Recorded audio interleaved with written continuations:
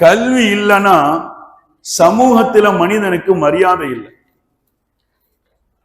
கல்வி இல்லைன்னா மரியாதை இல்லை. நாட்டில்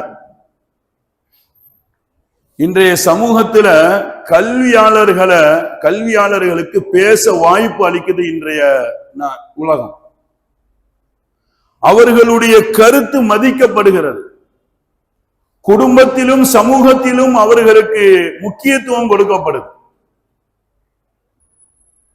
இன்னொரு பக்கம் கல்வி இல்லாதவங்களை பாருங்க, பேசுறதுக்கான வாய்ப்புகளை இழந்துடுறாங்க.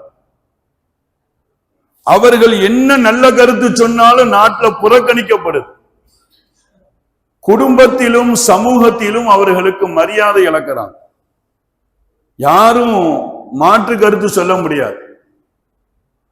கல்வி இல்லாதவர்களுக்கு மரியாதை இல்லை.